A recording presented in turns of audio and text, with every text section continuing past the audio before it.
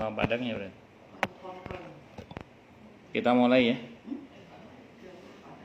Assalamualaikum warahmatullahi wabarakatuh. Bismillahirrahmanirrahim. Alhamdulillahi rabbil alamin wa bihi nasta'inu ala umurid dunya waddin. Wassalatu wassalamu ala asyrafil anbiya'i wal mursalin sayyidina wa habibina wa syafi'ina wa qurrati a'yunina wa maulana Muhammadin wa ala alihi wa ashabihi wa dzurriyyatihi ajma'in, amma ba'd. Asyhadu an la ilaha illallah wa asyhadu anna Muhammadar Rasulullah wa ufawwidu amri ilallah innallaha basirum bil ibad. Hasbiyallahu la ilaha illa huwa alaihi tawakkaltu wa huwa rabbul arsyil azim. Wallahu ta'ala fi kitabihil karim hikayatan an nabiyillahi Musa alaihi salam. Rabbi syrah li sadri wa yassir li amri wahlul 'uqdatam min lisani yafqahu qawli.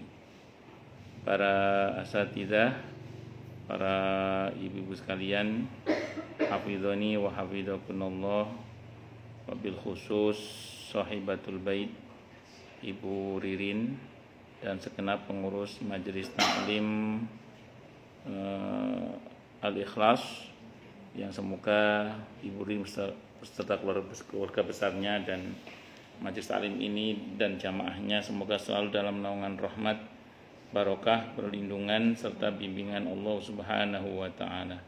Amin Allahumma amin insyaallah.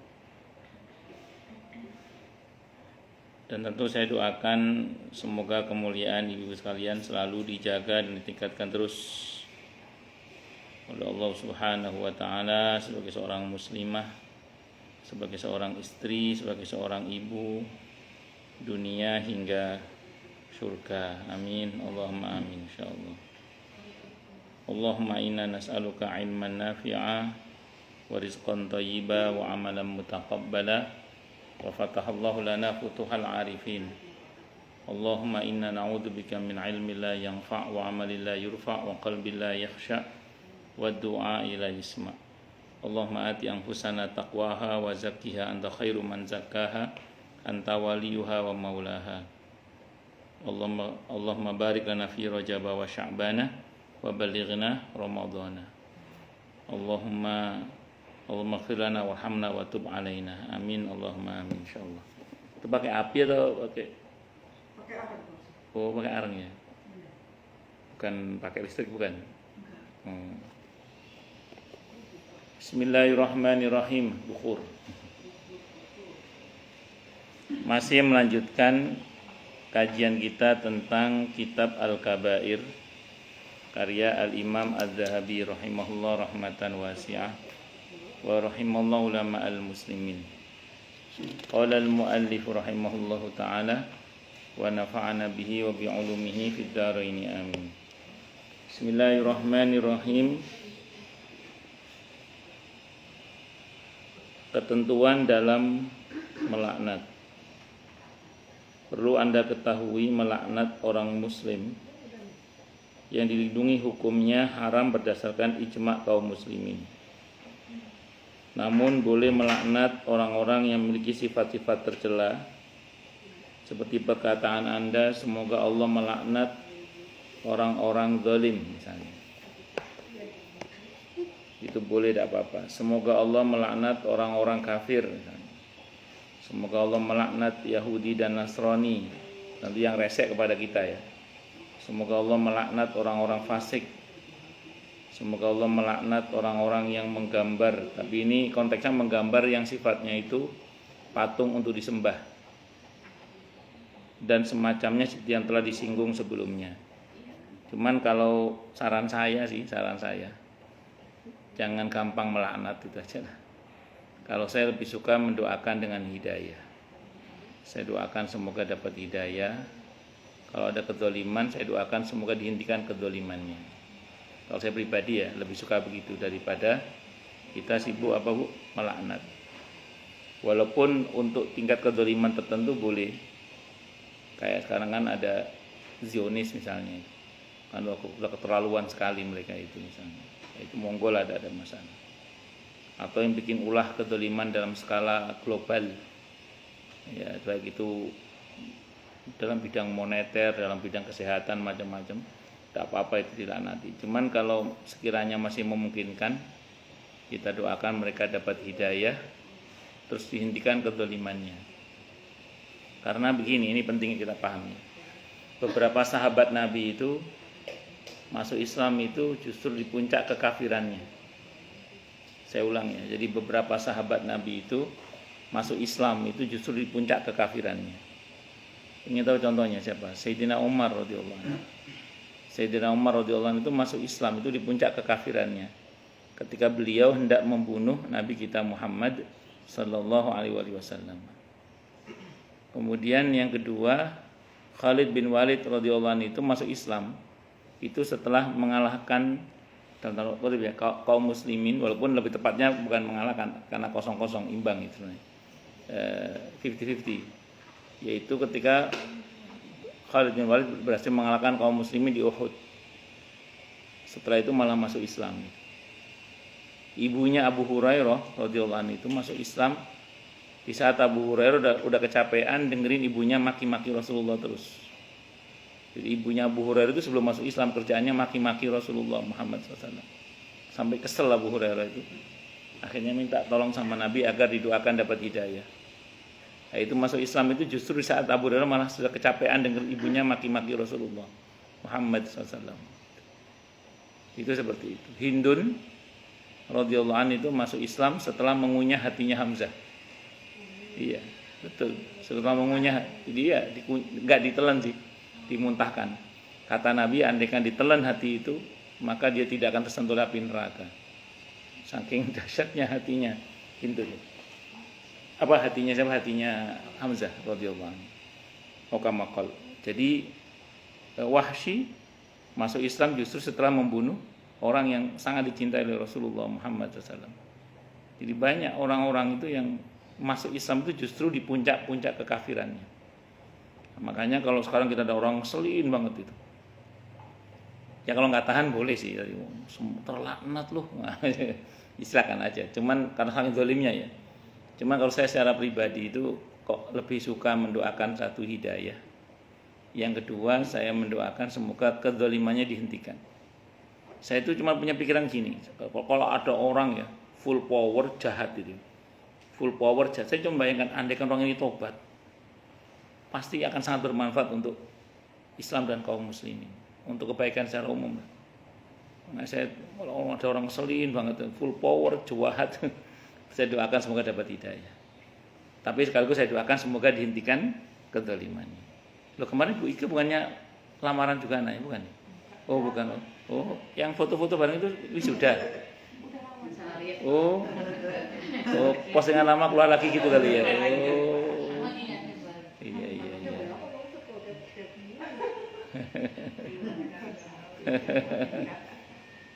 Jadi singkat kata singkat cerita, terus tapi doakan juga agar kedzaliman dihentikan oleh Allah. Nah, bagaimana cara Allah menghentikan kedzalimannya terserah Allah. Apakah mau dikasih hidayah atau dikemplangin, terserah. Nah, saya menyaksikan orang-orang yang menghina Nabi kita Muhammad SAW itu ada dua macam.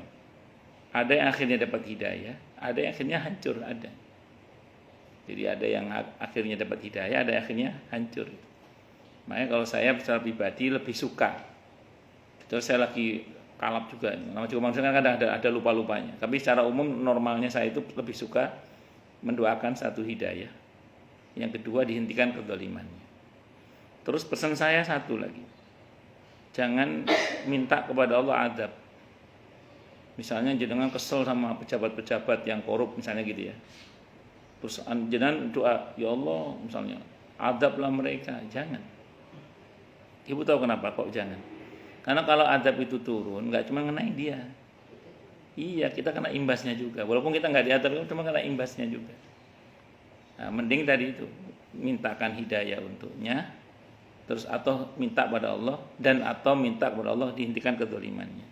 Nanti terserah Allah bagaimana cara menghentikan kedzalimannya. Apa dibuat stroke, apa dibuat dicopot jabatannya, atau apa dipermalukan. Suka-suka Allah lah, gampang. Kalau Allah berkehendak nggak ada yang sulit. Itu seperti itu. Nah, syukur-syukur kalau rajin baca sholawat ashghil itu. Ashghil itu ya Allahumma sholli ala sayyidina Muhammad wa ashghilil zalimin bidzalimin wa akhrijna min bainihim salimin wa ala alihi wa sahbihi ajma'in. Itu kalau saya nggak salah itu doanya kiai-kiai dulu untuk supaya selamat dari penjajahan Belanda dan Jepang itu.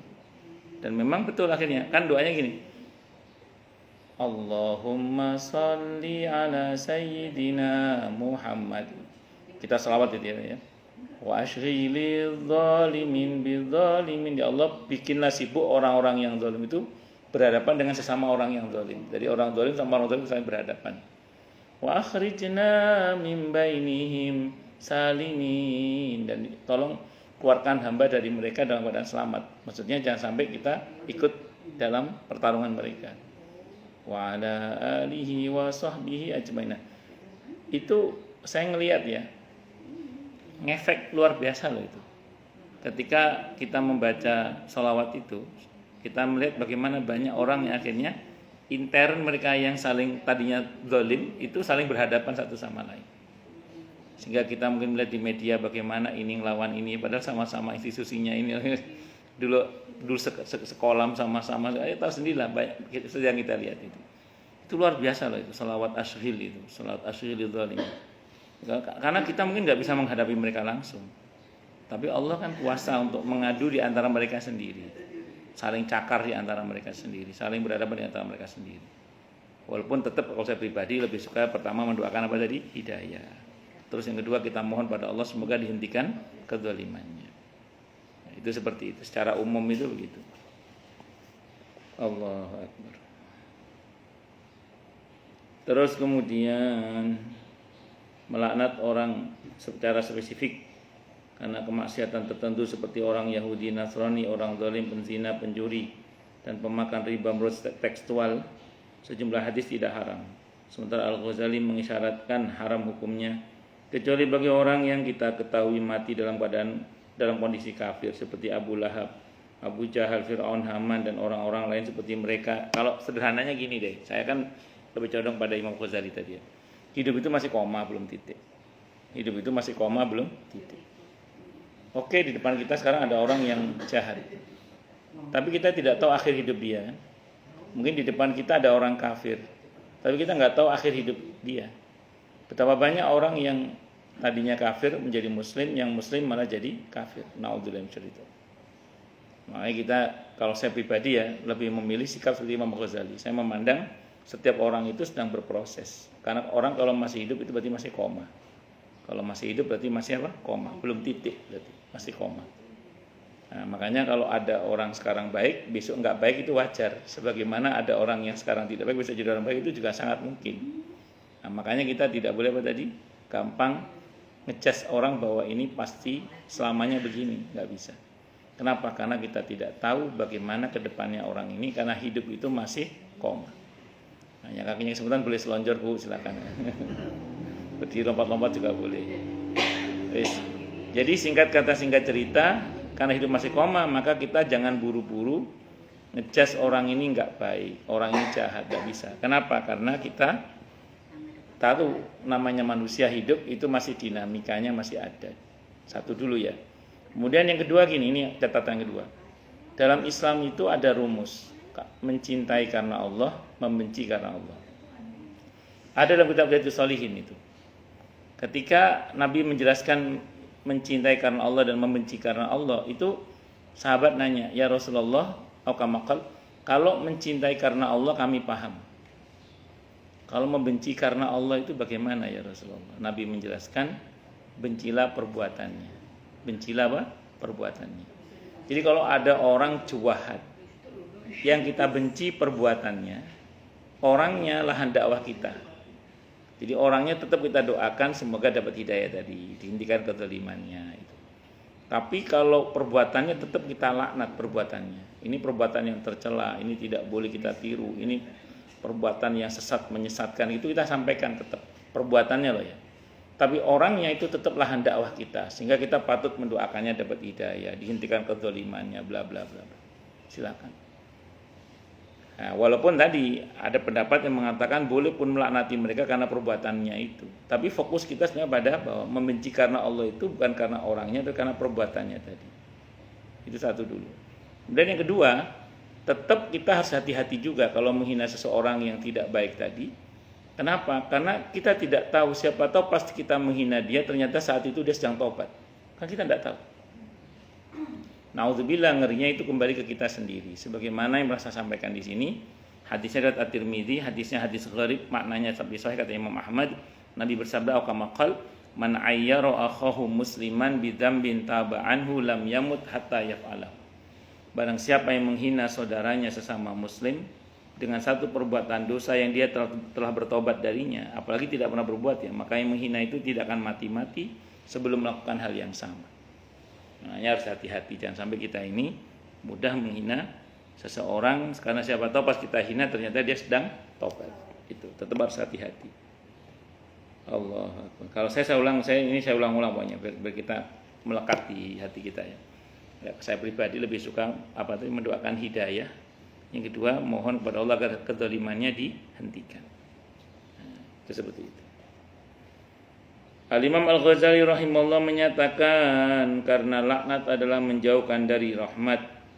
Sementara kita tidak tahu dalam kondisi seperti apa matinya orang fasik dan orang kafir tersebut, kita nggak tahu ujung cerita orang ini.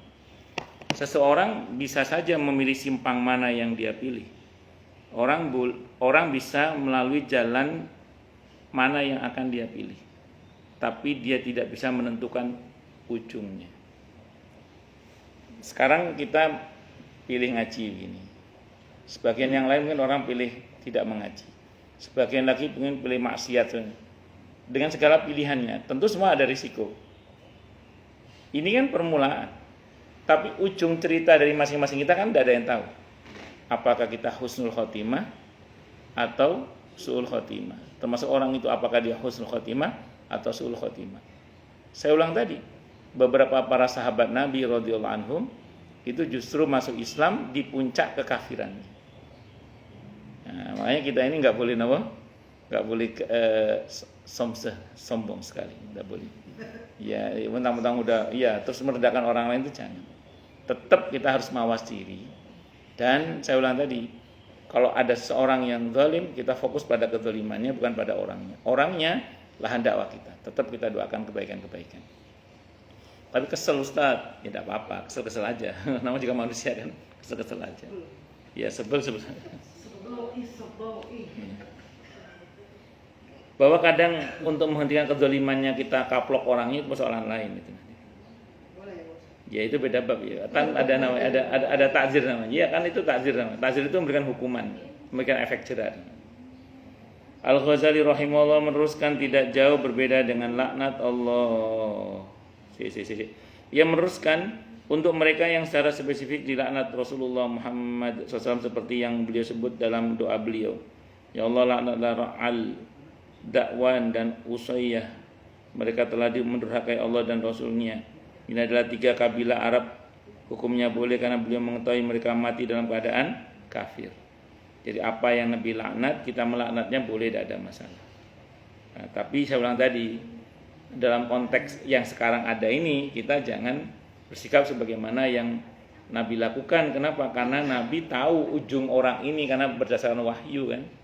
Kalau kita kan tidak tahu. Itu tadi suku-suku tadi yang Nabi doakan kehancuran, itu Nabi tahu ini mereka ujungnya kafir. Dari mana Nabi tahu? Diberitahu oleh Allah. Nah, kalau kita kan tidak tahu seseorang ini akan mati dalam keadaan kafir atau tidak, makanya tetap kita mendoakan kebaikan-kebaikan. Itu seperti itu. Al-Ghazali meneruskan rahimahullah, tidak jauh berbeda dengan laknat adalah mendoakan keburukan pada seseorang bahkan terhadap orang zalim sekalipun. Seperti kata-kata orang berikut, semoga Allah tidak menyehatkan badannya, semoga Allah tidak menyelamatkannya, atau kata-kata serupa lainnya. Doa-doa seperti ini tercela. Demikian pula melaknat bawaan dan benda-benda mati, ini semua tercela. Jadi mendoakan jelek orang lain atau mencela benda-benda makanan itu ada macam-macam, itu tidak boleh. Jadi kalau Nabi itu kalau masalah makanan misalnya, kalau beliau berkenan beliau makan, kalau enggak ya beliau enggak makan itu. Jadi jangan dicelok, ini makanan, enggak, jangan itu. Soalnya kalau mau dimakan, kalau enggak ya sudah usah dimakan. Nah, terus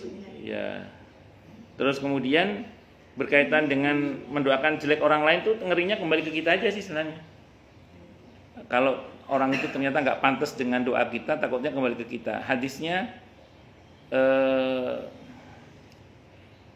ketika seseorang mendoakan orang lain di belakang punggungnya atau tanpa sepengetahuan orang itu, di atasnya itu ada malaikat yang berdoa, walaka mithlu dzalik, bagimu seperti itu juga. Walaka mithlu dzalik, bagimu seperti itu juga. Nah, jadi kalau kita mendoakan kebaikan itu tanpa kita sadari, doa itu kembali ke kita insyaallah. Tapi kalau kita mendoakan keburukan, ngerinya itu kembali ke kita juga. Itu seperti itu. Makanya hati-hati. Memang ada sih dibolehkan mendoakan jelek orang lain itu dari orang yang dizalimi kepada orang yang menzalimi. Makanya Nabi wanti-wanti, berhati-hatilah dengan sikap zalim walaupun kepada orang kafir, karena doa orang zalim itu tidak ada penghalang antara dia dengan Tuhannya, yaitu Allah. Jadi kita itu diwanti-wanti dalam Islam jangan sampai berbuat zalim walaupun pada orang kafir. Kenapa? Karena doa orang yang terzalim itu dengan Tuhannya nggak ada batas. Ngerinya ya balik ke kita itu ngerinya. Naudzubillahi min syarri dzalik. Nah, makanya saya ulang, kalau seandainya seseorang itu dizalim baru boleh mendoakan keburukannya. Tapi itu pun kalau dia mau mengambil hak mendoakan kebaikan dalam bentuk ampunan, hidayah, dihentikan kezalimannya itu tentu lebih baik. Kalau dia sanggup, kalau nggak sanggup silakan ambil hak keselnya, tidak ada masalah. Karena saya pernah sampaikan sini ya, orang kalau dizalimi dia punya dua hak ya. Hak pertama hak memaafkan, hak kedua hak membalas. Nah, cuman kalau membalas harus pas, tidak boleh lebih. Nah, kurang boleh, pas sepatutnya. Kalau lebih nanti kita yang kena hisab. Saya sering contohkan misalnya, maaf ya, monyet lo juga monyet, udah sama seimbang 0-0. Nah, kalau kita jawabannya kelebihan, kita yang kena hisab nanti. Monyet lu mbahnya monyet. Nah, itu ada kelebihan mbahnya itu kita kena. Itu seperti itu. Seorang ulama menyatakan barang siapa melaknat orang yang tidak patut dilaknat, hendaknya ia segera mengucapkan kecuali jika ia tidak berhak mendapatkan laknat. Jadi misalnya gini, misalnya ada orang, Anda keceplosan ngomong lah misalnya, terlaknatlah dia, gitu, misalnya gitu ya. Anda nyesel, ya, apakah dia pantas dilaknat? Anda segera tambahkan, kecuali dia orang yang tidak pantas mendapatkan laknat. Tambah gitu. Ya. Kalau saya pribadi itu kadang namanya manusia ya, kadang keceplosan kalau ngobrol sama orang itu. Iya, memang dia itu kan. Kalau nggak berubah tapi ya, kalau nggak berubah tapi saya tahu, kalau dia nggak berubah, memang pantas dia mendapatkan bla bla bla gitu itu. Saya bilang gitu. Tapi saya tambahin. Kalau dia nggak berubah, tapi kalau dia berubah sih ya semoga dia tobat lah, saya bilang. Jadi kalimat tambahannya itu penting supaya nggak kembali ke kita itu.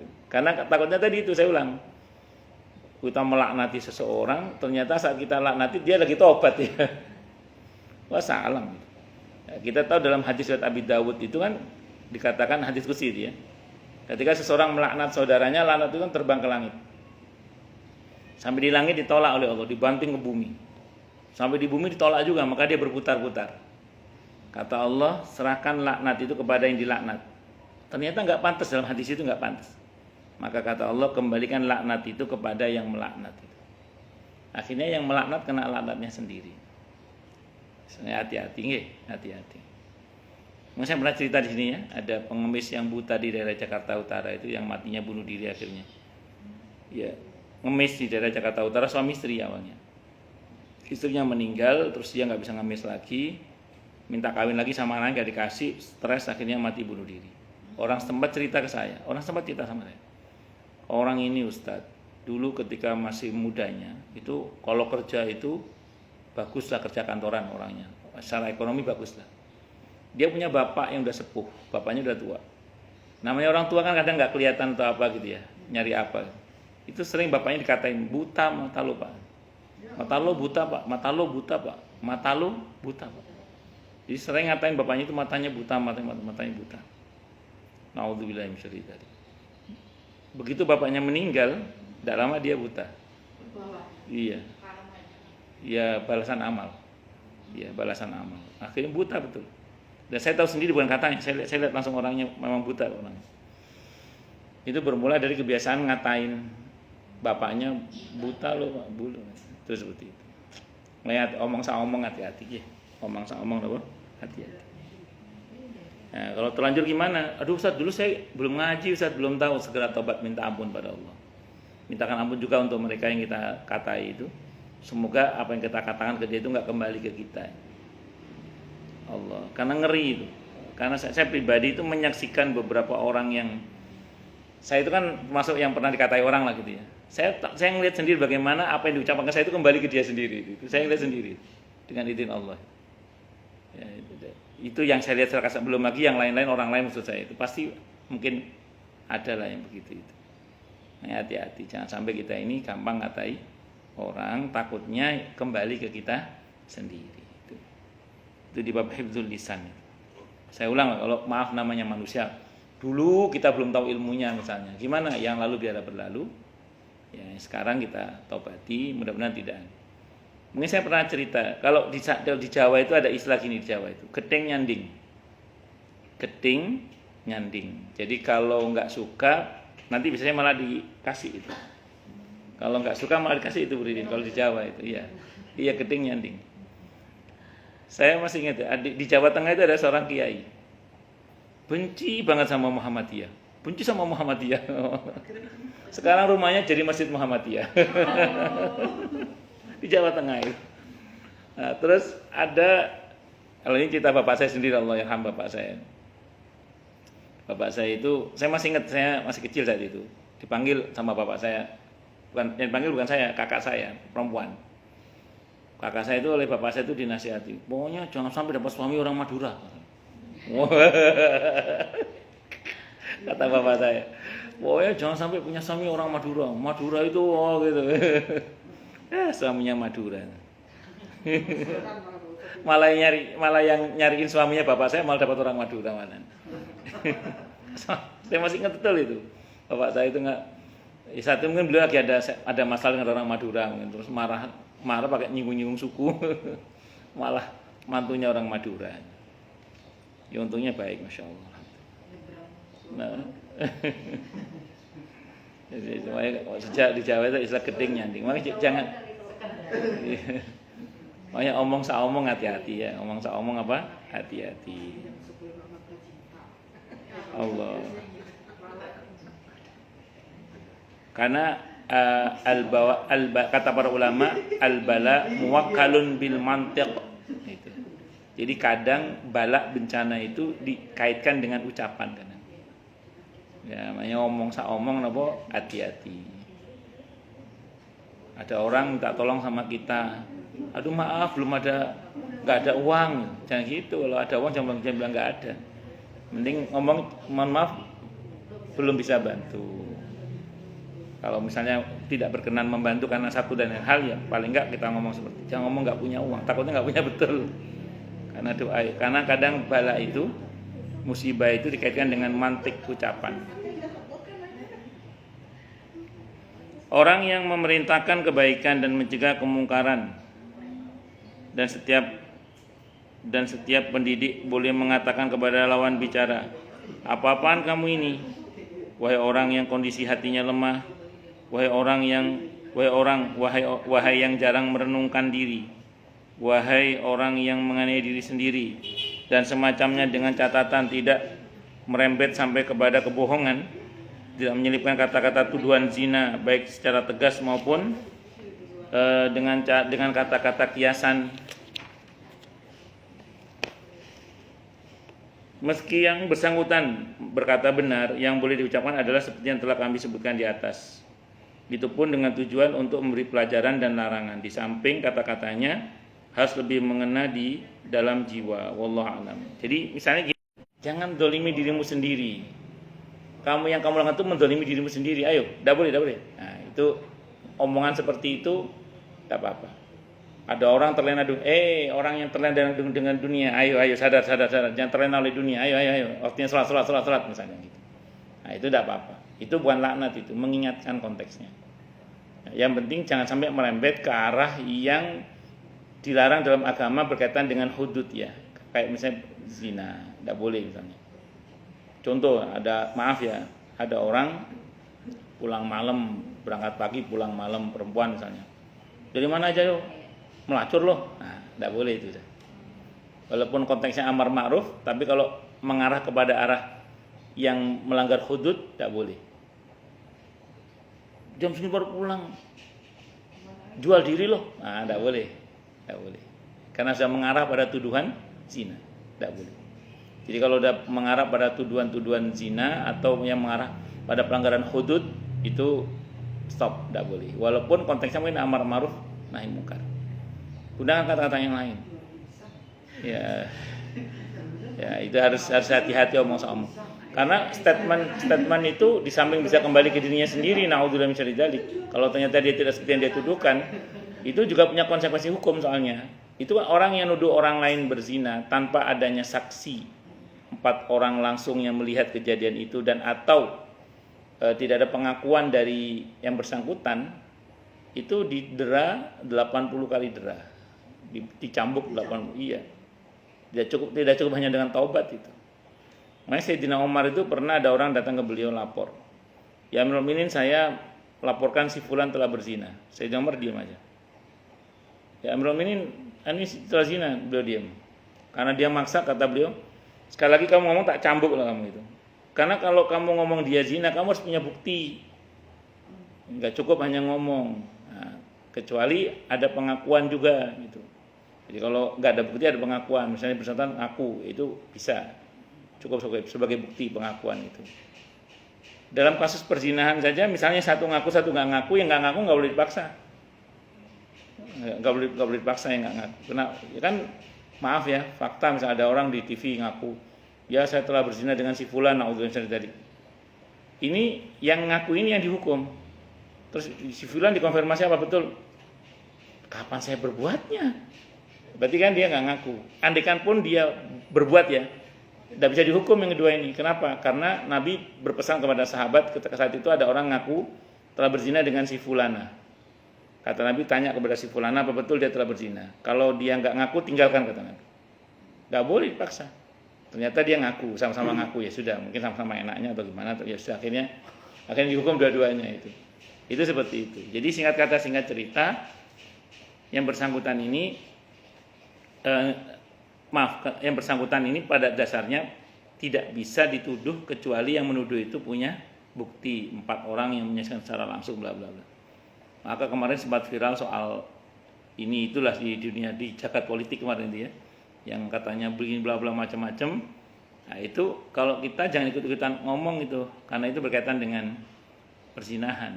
Nah, siapapun yang mengabarkan perzinahannya bulurah, misalkan sempat habis soal bulurah kemarin itu kita tidak boleh mengiyakan itu kecuali ada 4 orang saksi yang menyaksikan langsung perzinahan itu atau ada pengakuan dari si bulurah itu. Kan sempat kami kemarin itu nggak ngikuti ya? Oh, nggak ngikuti. Oh iya. Saya juga nggak sengaja. Saya baca di Twitter. Saya baca di Twitter. Yang Ibu Mi kan makan itu Pak Ustaz, makan gratis. Oh. Iya, betul, berita makan gratis. Lagi terimanya itu karyawan tuh. Ya, itu.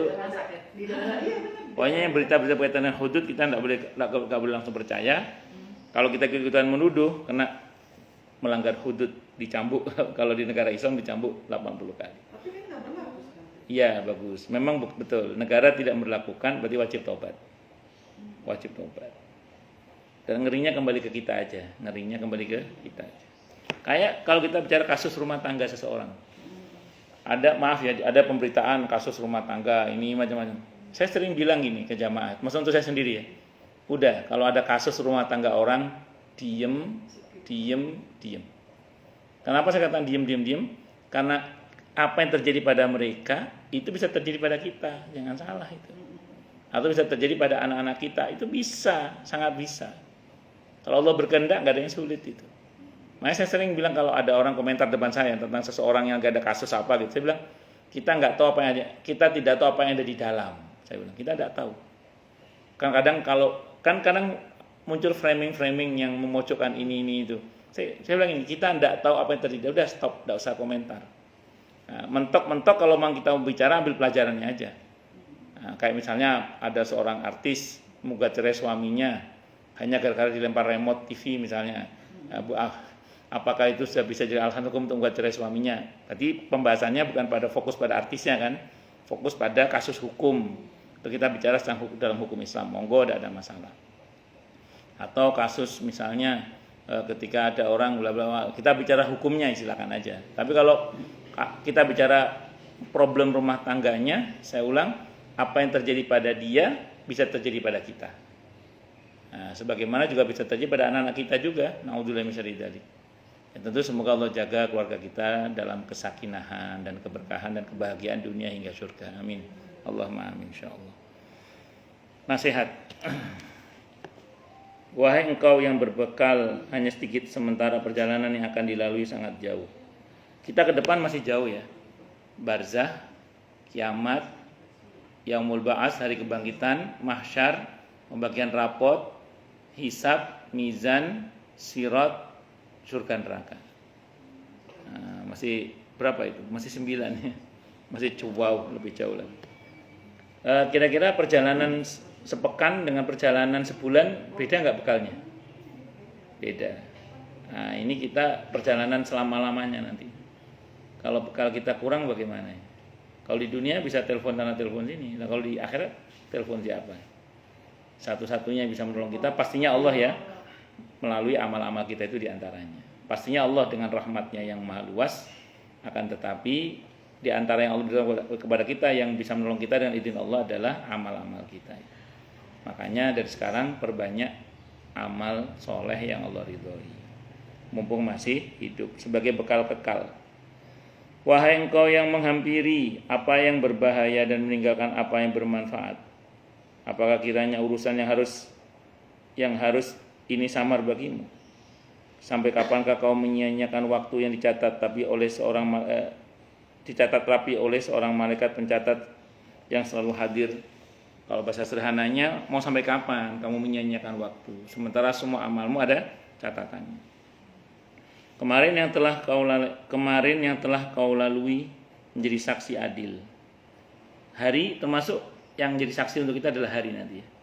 Jadi ada saksi hidup Allah sendiri, para malaikat raqib atid maksudnya, para nabi dan rasul sesama kita, anggota tubuh kita, bumi ini nanti jadi saksi, termasuk hari jadi saksi dan harta jadi saksi. Ini hari Rabu jadi saksi nanti untuk kita ngaji. Termasuk kalau kita berbuat gak benar jadi saksi nanti. Waduh, kalau semua jadi saksi habis kita. Ya memang sih kalau semua jadi saksi habis kita emang. Terus gimana? Mumpung masih hidup, perbanyak tobat minta ampun kepada Allah, banyak-banyak memaafkan sesama. Mudah-mudahan dengan itu banyak kasus kita ditutup oleh Allah sehingga gak dibahas semua gitu. Kalau dibahas semua wassalam kita, habis kita. Itu seperti itu. Allah dilanjutkan oleh hari ini yang akan bersaksi untukmu. Semua hari akan menjadi saksi nanti. Jika kemarin kau melakukan perbuatan buruk, maka segeralah berbuat baik, dan kau adalah orang yang terpuji, karena yang bisa menghapus keburukan adalah kebaikan. Kata Nabi, ada sahabat Nabi namanya Abi Dzar Al-Ghifari radhiyallahu anhu. Beliau sowan kepada Nabi kita Muhammad SAW dan berkata, "Ya Rasulullah, alimni amalan yuqarribuni ilal jannah wa yubaiduni minan nar." Wahai Rasulullah, ajari saya satu amalan yang dengan amalan itu saya dekat dengan surga, jauh dari neraka. Nabi menjawab, "Idza amilta sayi'atan fa'atbi'ha hasanatan." Kalau engkau berbuat yang tidak baik, segera ikuti dengan kebaikan. Abi Dzar bertanya, "Aqaulu la ilaha illallah min hasanatin?" Apakah ucapan la ilaha illallah termasuk kebaikan? Nabi menjawab, "Na'am, bal huwa ahsanul hasanat." Bahkan dia adalah kebaikan yang paling baik.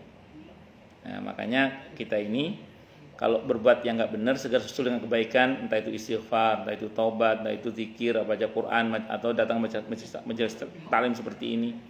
Ini bagian dari upaya untuk menghapus keburukan-keburukan itu. Dan dalam Islam di surah Hud ayat 114 ditegaskan innal hasanati yudhibnas sayiat dzalika dzikra lidzakirin.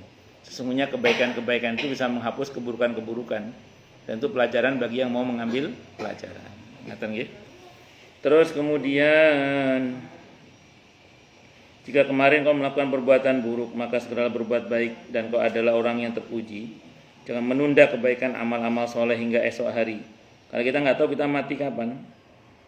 Jadi kalau bahasanya Abdullah bin Umar radhiyallahu anhuma, kalau ingin berbuat baik di waktu pagi jangan nunggu sore. Kalau mau berbuat baik di waktu sore jangan nunggu pagi. Kenapa? Karena kita tidak tahu apakah kita masih hidup. Jangan menunda kebaikan amal-amal soleh hingga esok hari. Dan biasanya amal soleh itu kalau ditunda-tunda lama-lama nggak jadi. Contoh sedekah misalnya, sedekah. Hari ini jenengan sedekah, niat mau sedekah 100.000 misalnya. Ditunda, entar siang aja deh. Itu biasanya turun itu, nggak 100 lagi itu, 75 gitu. Kalau tunda lagi turun lagi itu 50 gitu. Ya, kalau ditunda lagi, enggak, tiba-tiba naik 200 juga. Oh, semangat lagi 200. Tapi ujungnya nggak jadi keluar itu kalau ditunda terus itu. Kenapa? Karena itu permainan setan. Maka kata para ulama itu, kalau kita awalnya niatnya 100, karena ditunda berkurang, tahu-tahu naik, kata mereka nggak usah bingung. Kata para ulama nggak usah bingung. Kembalikan ke niat awal 100. Nah, kemarin niatnya berapa nyumbangnya? 100 ya, keluarkan 100 itu. Jadi nggak usah bingung-bingung. Nah, dan kita nggak tahu apakah kita masih hidup kan, makanya harus mensegerakan kebaikan-kebaikan itu. Karena mungkin saja esok tiba sementara kau sudah tiada. Kalau kematian luput darimu dan mengenai orang dekatmu, maka ketahuilah ia akan kembali lagi. Jadi kalau bahasa sederhananya, kalau hari ini kita mendengar si fulan meninggal dunia, maka hanya soal waktu untuk kita diumumkan kita yang akan meninggal dunia. Ya itu sebab itu peringatan. Wallahu a'lam bishawab. Baik, silakan yang mau tanya, protes, marah boleh silakan. Masalah itu masalah yang lain boleh. Monggo silakan sambil saya makan yang bisa dimakan. Oke, monggo. Kita halangan itu boleh datang ke ini ke makam nggak sih? Halangan itu. Boleh, tidak apa-apa. Tidak apa-apa. Kemarin kakak ipar saya pas lagi yang jadi nggak ke makam yang kemarin. Boleh, nggak apa-apa. Tapi aja di Jawa itu memang berapa biasanya perempuan nggak boleh di makam. Ada gitu Pak Ustadz, karena mungkin Iya, gitu. nangis itu tadi mana ya? Pelapaknya itu mungkin ya. Izinkan saya serahkan. Nggak diperbolehkan. Izinkan saya serahkan urusan saya sama tahu ini ya. Tahunya diurusin dulu. Bawang yang goreng. Bawa yang goreng. Udah tolak juga. Di sana juga ngajinya juga bawa bapak juga. Kemarin itu kan Di bawa Jawa. bapak. Oh. Ya rata-rata yang Selama 3 hari kemarin. ibu-ibunya di belakang masak. Iya, Iya, banyak benar. yang ngajinya bawa bapak anak muda. Jadi Enggak ya, dia enggak ada. Enggak ada dibawa bapak aja. Beda-beda berarti. yang saya tahu masuk ke kuburan itu nggak ada larangan untuk orang haid atau tidak haid. Yang saya tahu ya, selama saya belajar lah. Wanita haid itu larangannya kan berkaitan dengan menyentuh mushaf, membaca Al-Quran, masuk ke masjid. Itu pun nanti ada perdebatan ya. Itu yang saya tahu. Kalau ke kuburan itu yang saya tahu nggak ada larangan khusus. Yang saya tahu ya. Nggak tahu kalau saya lupa atau saya belum belajar. Yang saya ingat tidak ada. Makanya Enggak boleh. ada. Gini, kalau dalam mazhab Syafi'i tidak boleh. Wanita haid masuk ke masjid tidak boleh. Kalau dalam mazhab Syafi'i, kecuali ibu berada di bukan lapangan, di terasnya. Jadi yang nggak boleh masuk ke ruang utama. Kalau di sayapnya boleh, tidak apa-apa. Makanya ada beberapa masjid tertentu itu ngasih tanda panah tempat taklim wanita haid. Ya, ada beberapa masjid begitu. Nah, namun ada ulama yang mengatakan tidak apa-apa asal bisa menjaga kebersihan masjid. Itu didasarkan kepada hadis ketika Siti Aisyah oleh Nabi disuruh ambil tikar di dalam masjid.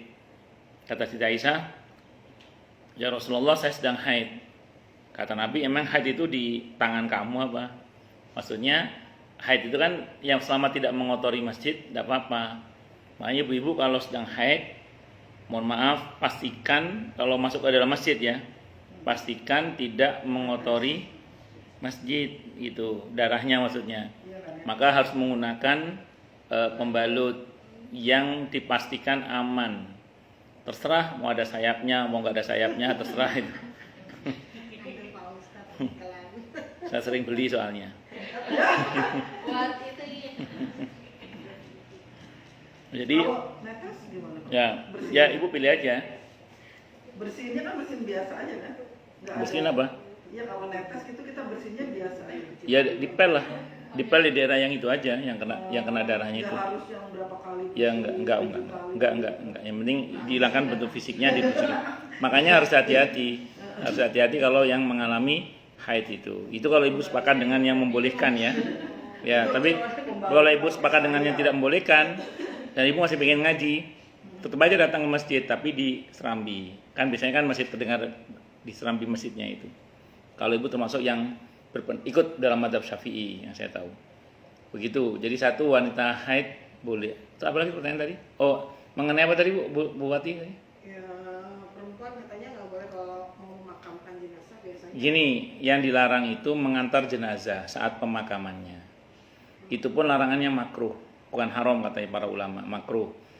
Kenapa wanita kok dilarang saat pemakaman? Kadang wanita itu di rumah kuat, sampai di depan lubang jenazah nggak kuat. Ya, ngerinya pingsan.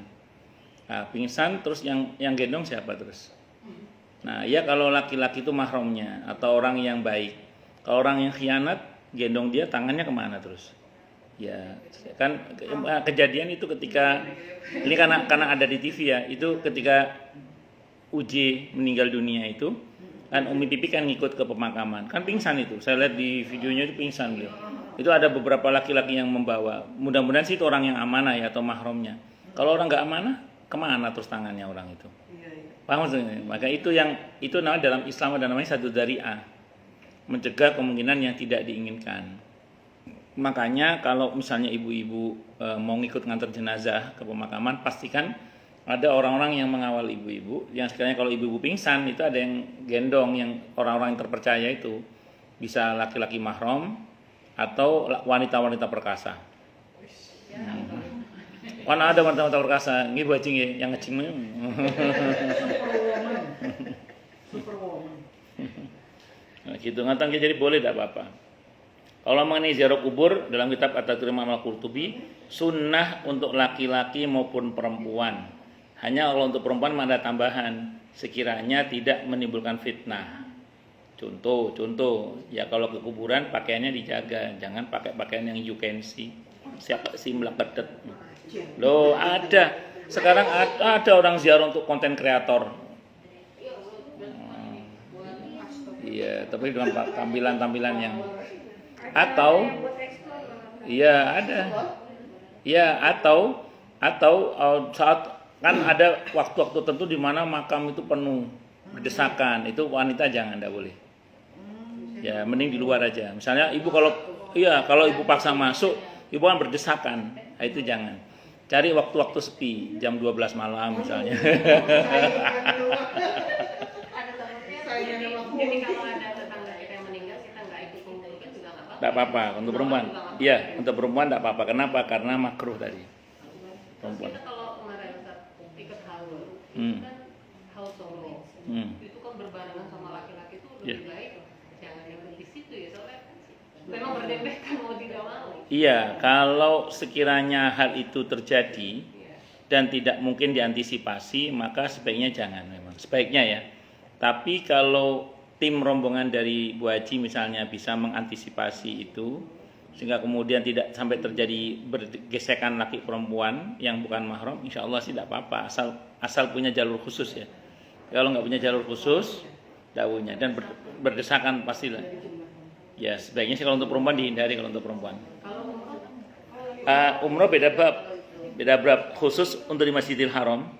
Khusus untuk Masjidil Haram itu tidak ada masalah khusus. Dan yang saya tahu memang nggak tahu kenapa ya dengan izin Allah itu kalau berada di pusaran Ka'bah itu kayaknya orang nggak normal semua deh. Iya, betul. Ya, maaf nggak sempat syahwat kita. Iya, nggak tahu kenapa itu.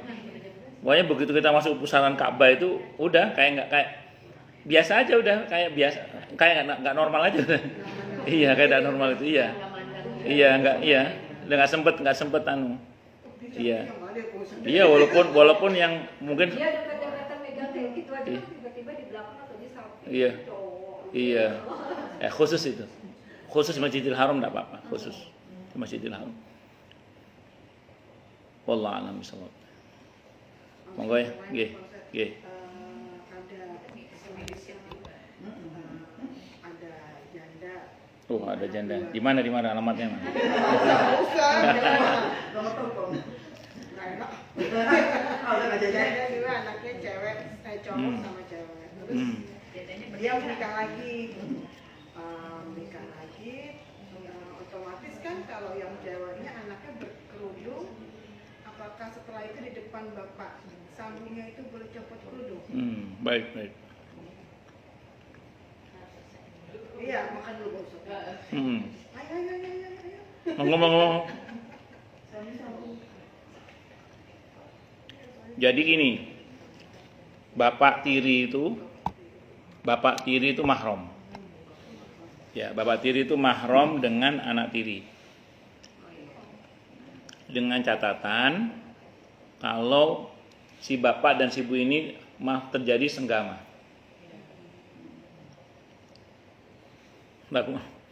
Ibunya menikah lagi kan dengan bapak sambung. Terus terjadi senggama. Terjadi senggama itu si bapak sambung ini dengan anak tirinya ini mahram selamanya. Tidak bisa menikah selamanya. Nah, karena mahram berlaku ketentuan mahram. Jadi andaikan pun misalnya dia buka jilbab depan bapak tirinya itu boleh, tidak ada masalah. Karena sudah mahram, ya. Ya apa? Kalau wali nikah tetap tidak. Wali nikah maksudnya?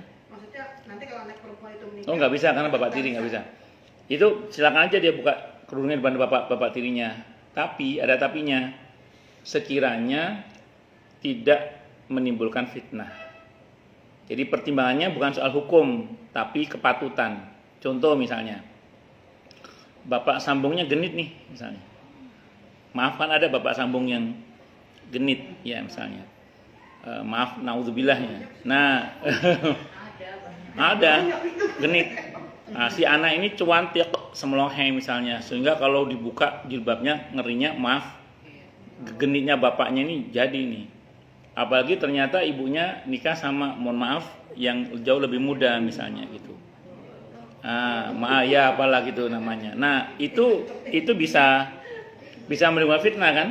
Nah, yang model begini sepatutnya lah tetap menutup aurat. Itu. Jadi mohon maaf, kan banyak kasus kan di mana bapak tiri ke anak tirinya bagaimana. Makanya biasanya kalau perempuan yang menjanda, anaknya terus perempuan, itu mau nikah lagi kan pikir-pikir. Bukan tidak mau, pikir-pikir, harus betul-betul cari bapak sambung yang sekiranya amanah. Karena dia ada anak perempuan soalnya. Kecuali anak laki-laki. Kalau anaknya laki-laki, dia nikah lagi, biasanya santai, nggak terlalu beban lah. Kenapa? Karena anaknya laki-laki. Saya kira itu. Wallahu a'lam bishawab. Mau yang lain? Kalau anak angkat itu Pak, Kenapa Bu anak angkat? anak angkatnya laki, kak ibunya itu makan nggak Pak? Soalnya ibunya pernah sakit, dia yang gantiin sana, padahal anaknya kan udah gede juga gitu, dia yang makin sana ini itu Yang ngurusin ya istilahnya. iya dia yang ngurusin. Hukumnya gimana Pak? Dia diasuh dari kecil. Anaknya cuma satu, emang dia nggak punya anak. Nggak punya anak dia. Dia nggak punya anak, dia angkat anak. Angkat anak dari orang atau siapa gitu. Diasuh dari kecil. Dari bayi ya Pak. Sampai anak pun sekarang emang Tapi dia dirahasiain. tahu, dia tahu. Nggak tahu kalau itu. Tapi dia juga banding-bandingin kalau misalnya, kok aku nggak mirip ya? Kok ini, misalnya anakku kok mirip sama om ini sama ini, kok aku kok sama mama nggak mirip gitu. Tapi dia masih dirahasiain. Gitu. Tapi itu kalau ngerawat ibunya sampai yang Gantiin popok. ibunya gitu, bersihin ini ibunya itu mahal nggak itu Pak? Kalau anak itu diasuh dari sejak kecil, dari bayi, tetap statusnya dengan ibu bukan mahram. Tetap bukan mahram. Cuman di Al-Qur'an itu ada kata-kata gini. Wa in tukhalituhum fa ikhwanukum. Jadi itu ketika sebagian para sahabat mengasuh anak-anak yatim dari kecil. Maka kemudian Allah menyatakan wa in tukhalituhum wa in tukhalituhum fa ikhwanukum. Coba baca surah Al-Baqarah ayat 220, baca terjemahnya dulu. Al-Baqarah ayat 220 itu. Nanti saya terangkan. 220 Al-Baqarah. Tentang dunia dan akhirat. Mereka menanyakan kepadamu Muhammad tentang anak-anak yatim. Katakanlah, memperbaiki keadaan mereka adalah baik. Dan jika kamu mempergauli mereka, maka mereka adalah saudara-saudaramu. Allah mengetahui orang yang berbuat kerusakan dan yang berbuat kebaikan. Dan jika Allah menghendaki, niscaya Dia datangkan kesulitan kepadanya. Terus? Sungguh Allah Maha Perkasa, Maha Bijaksana. Itu ada kata-kata apa tadi, Bu? Dan jika engkau pergauli, jika kamu pergauli mereka, maka mereka adalah saudara-saudaramu. Nah, itu anak-anak yatim yang diasuh dari sejak kecil, kumpul serumah. Nah, itu dianggap seperti saudara, tapi bukan saudara lah, dianggap seperti saudara, tapi tetap bukan mahram. Ngerti nggak maksudnya? Sehingga gini, karena dia diasuh dari kecil, kalau ini bahasa fikih ya, ada istilah adamu dzanni syahwah, kemungkinan nggak ada syahwat. Sehingga karena kemungkinan nggak ada syahwat, maka aturan tentang menutup aurat dan macam-macam lah, itu tidak seketat kalau dia diambil anak dari SMP misalnya gitu. Beda. Ya kayak kasusnya, tapi dia non muslim sih ya, yang ayam geprek itu, ya saya sebut yang cerai dari istrinya itu. Nah itu kan dia ngambil anak dari usia berapa, 10 atau berapa itu? Ya itu udah, iya kan udah usia gede kan, mumayyiz. Ya mumayyiz itu nggak bisa itu. Udah mumayyiz itu nggak bisa main peluk-peluk cium-cium, itu nggak bisa itu, karena itu sudah usia mumayyiz, sudah usia yang sudah mulai ngerti mana cantik mana jelek lah gitu. Nah tapi kalau dia dari bayi itu kemungkinan ada mudhani syahwat, kemungkinan nggak ada syahwat kemungkinan. Sehingga karena kemudian nggak ada syahwat, maka aturannya jadi lebih longgar dibandingkan dengan kalau dia tidak dari kecil. Di antara dalil yang dipakai adalah itu kan ada ayat yang mengatakan bahwa seorang wanita itu boleh, dalam tanda kutip ya, tidak penuh menutup auratnya di depan laki-laki yang tidak punya ketertarikan kepada wanita. Itu bukan laki-laki yang melambai gitu, bukan.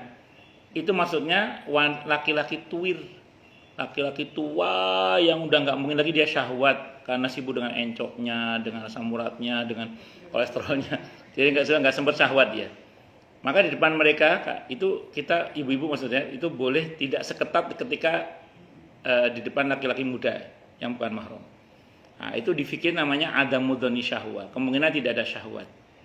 Maka kalau ibu tadi ngasuh anak itu dari kecil sehingga kemungkinan nggak ada syahwat lah, maka insya Allah aturannya longgar, termasuk tadi merawat ibunya saat sakit, itu seperti itu. Cuman memang kalau bisa itu dimahramkan kalau bisa. Caranya bagus, caranya ini. Kalau kemarin ini kasus terbaru ya. Saya punya kawan seorang ustadz, beliau nggak punya putra, nggak punya anak, ngambil anak laki-laki. Nah supaya ini mahram dengan istrinya, supaya iya dari kecil, dari bayi, dari baru lahir, sudah ada surat adopsinya. Ya supaya mahram dengan istrinya, akhirnya si anak ini disuruh nyusu ke adiknya istrinya yang punya anak. Dibuat anak rodok, anak susuan. Nah otomatis anak ini kan mahram dengan adiknya si istri. Nah karena dengan adiknya si istri dia mahram, berarti kan statusnya seperti keponakan. Nah, jadi mahram juga dengan ibunya. Jadi sama ibunya dia sentuhan apa nggak ada masalah. Kenapa? Karena statusnya seperti keponakannya sendiri. Nah, itu namanya dimahramkan. Kalau Allah Yarham Kiai Sahal Mahfud itu beliau kan juga nggak punya putra beliau. Itu supaya kemudian masuk nggak punya putri, itu sebagian putrinya supaya mahram dengan beliau Kiai Sahal Mahfud itu itu disusukan ke istrinya, itu dijamu nih sama beliau. Dibuatkan jamu, saya nggak tahu jamu apa, dengan izin Allah sehingga keluar asinya. Nah, disusui oleh